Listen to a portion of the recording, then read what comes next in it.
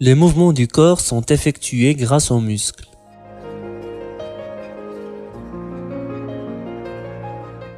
En se contractant, le muscle se réduit en longueur et arrive ainsi à rapprocher les deux os sur lesquels il est inséré.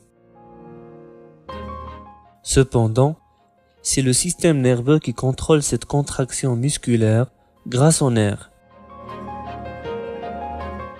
Chaque nerf contient des milliers de fibres nerveuses organisées en prolongement dendritique où cheminent les informations sensitivo-sensorielles et les axones qui véhiculent les influx moteurs.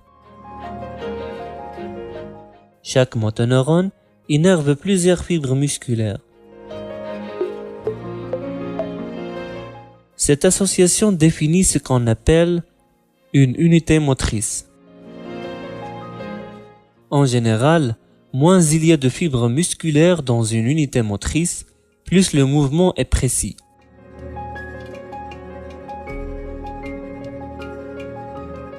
Au niveau du muscle temporal par exemple, il y a 1000 fibres musculaires par unité motrice.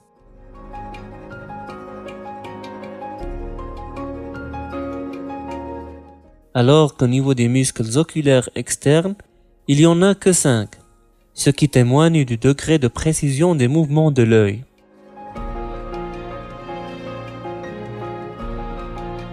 Quant à l'intensité de la contraction musculaire, elle est proportionnelle au nombre des unités motrices mises en œuvre.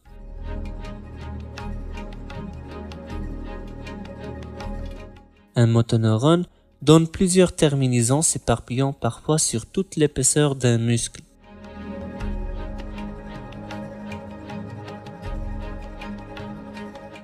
Chaque terminaison est destinée à stimuler une seule fibre musculaire dans un endroit bien précis, la jonction neuromusculaire.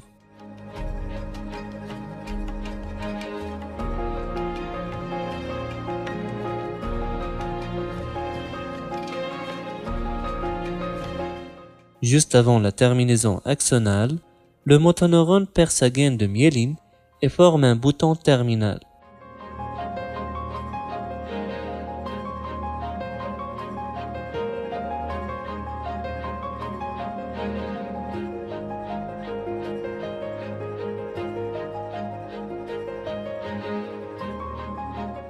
Ce dernier contient beaucoup de mitochondries, assurant l'apport énergétique et plusieurs vésicules synaptiques.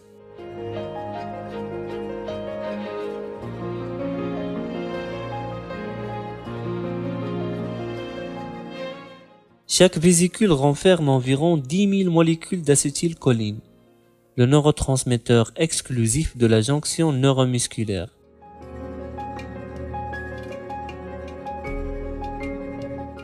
Du côté de la fibre musculaire, on trouve la plaque motrice, qui est la zone directement en regard du bouton terminal.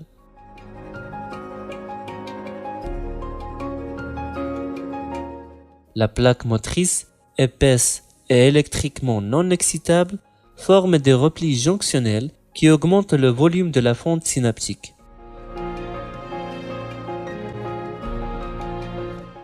Même si ces deux régions sont très proches l'une de l'autre, il n'y a pas de véritable contact entre les deux.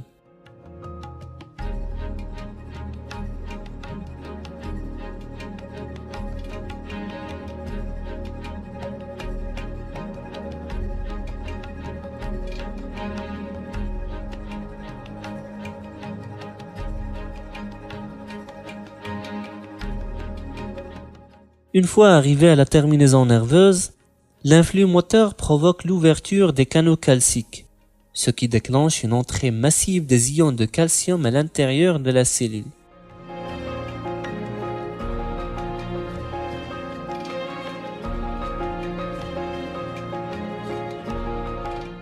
Le calcium favorise la fusion des vésicules d'acétylcholine avec la membrane cellulaire, libérant ainsi toute leur teneur en ce neurotransmetteur dans la fente synaptique.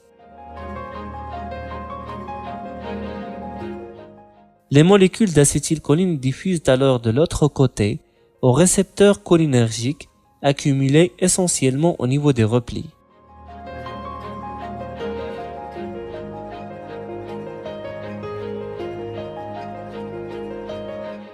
La liaison de deux molécules d'acétylcholine à un récepteur provoque l'ouverture d'un canal sodique, ce qui favorise l'entrée des ions de sodium à l'intérieur de la fibre musculaire, dépolarisant ainsi la membrane postsynaptique et créant un potentiel de plaque.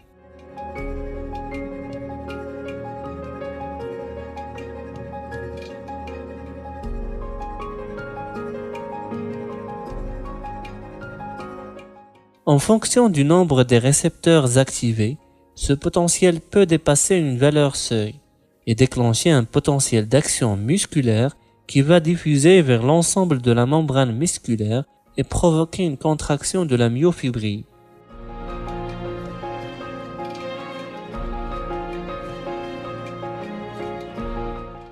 Les molécules d'acétylcholine sont rapidement détruites par une enzyme, l'acétylcholinestérase, présente au niveau de l'espace synaptique.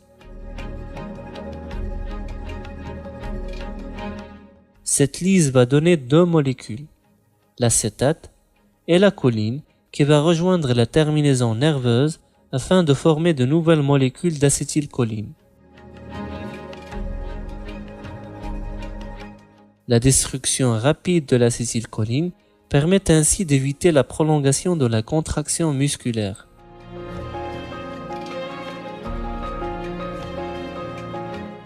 Il peut y avoir une libération minime d'acétylcholine par exocytose spontanée dans l'espace synaptique, en dehors de toute stimulation nerveuse. Cependant, le nombre de récepteurs ainsi activés est loin de déclencher un potentiel d'action musculaire.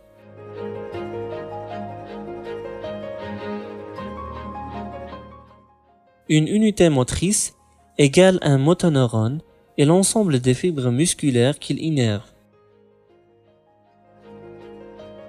La transmission neuromusculaire se fait au niveau de la jonction neuromusculaire qui comporte un bouton terminal, élément nerveux, et une plaque motrice, élément musculaire.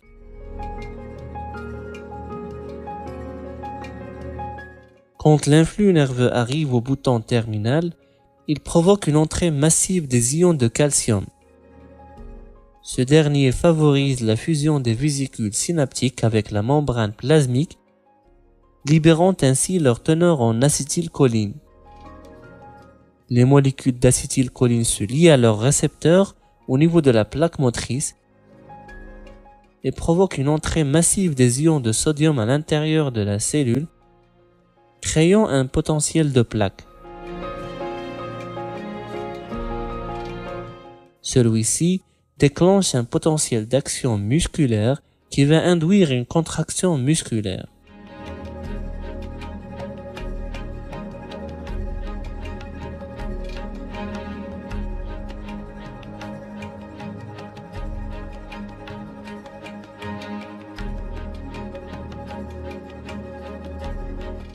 Les molécules d'acétylcholine sont rapidement dégradées par l'acétylcholinestérase, évitant ainsi la prolongation de la contraction musculaire.